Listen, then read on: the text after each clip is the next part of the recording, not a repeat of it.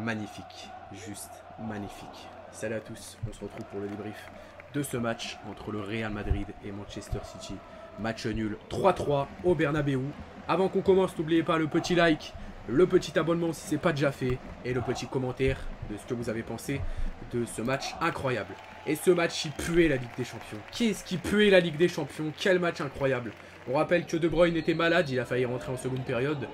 Voilà, malade de dernière seconde. Walker était absent également.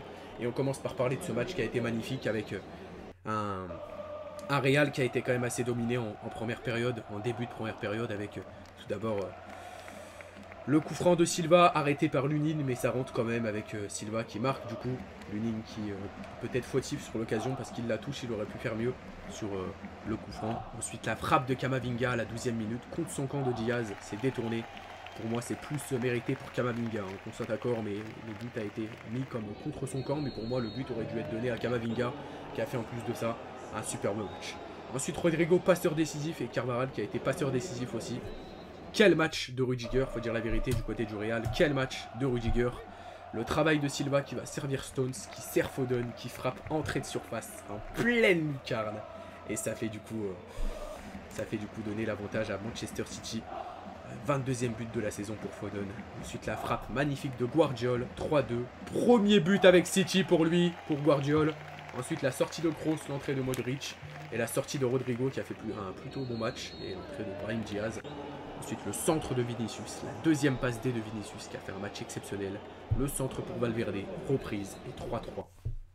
Pour moi Vinicius, ça se discute pour savoir si c'est pas l'homme du match, hein, Vinicius, parce qu'il a été incroyable. On va parler des tops et des flops et on commence avec les tops du côté du Real. Rudiger, Vinicius, Valverde, qui d'autre? Rodrigo. Et après, je sais pas, mais franchement, les tops du côté du Real. Les flops, je dirais quand même Lunin. Lunin, il aurait pu faire mieux sur le but, par exemple, de Silva. Du côté de City, maintenant, les tops, je vais dire Stones, Bernardo Silva, Phil Foden et Grealish. Les flops, Erling Haaland qui a été fantomatique. Diaz qui a marqué contre son camp. Et c'est tout. C'est tout. Franchement, Akanji aussi. Après, franchement, c'est tout. Franchement, c'est vraiment tout. Ça a été un match où, des deux côtés, ça s'est arraché. Vous voyez que c'était un vrai match de Ligue des Champions. Tu vois le match de Ligue des Champions, le vrai match de Ligue des Champions. Ça, c'est la vraie compétition, ça. Ça, c'est la vraie compétition qu'on aime. Ça allait de l'avant. Ça se prenait le ballon, ça se taclait comme ça. Comme si les joueurs, ils jouaient leur famille. Ça, c'est les vrais matchs de Ligue des Champions qu'on veut. C'était incroyable. C'était magnifique, cette soirée. Faut dire la vérité. Et demain, en plus de ça, il y a PSG Barcelone. On va encore plus se régaler. Hein. Le bonheur ne fait que commencer. Je serai neutre en plus demain, donc ça va être incroyable. Voilà, demain, ça va être un poulet aussi, j'espère. Le match de demain, ça va être en mode c'est quoi ce poulet? Franchement, non, c'était une soirée magnifique ce soir. On s'est régalé. Merci à ceux qui ont été sur le live. C'était magnifique, c'était tout simplement incroyable. On va aller voir les statistiques du match avec du coup 38% de possession pour le Real, 62% pour City, 14 tirs pour le Real, 12 tirs pour City, 5 tirs cadrés pour le Real et combien 6 tirs cadrés pardon pour City, 62% de possession pour City qui a dominé un petit peu plus la première période. Ensuite en seconde période City a eu beaucoup la possession, beaucoup de possession, mais les occasions c'était serré quand même, il faut dire la vérité.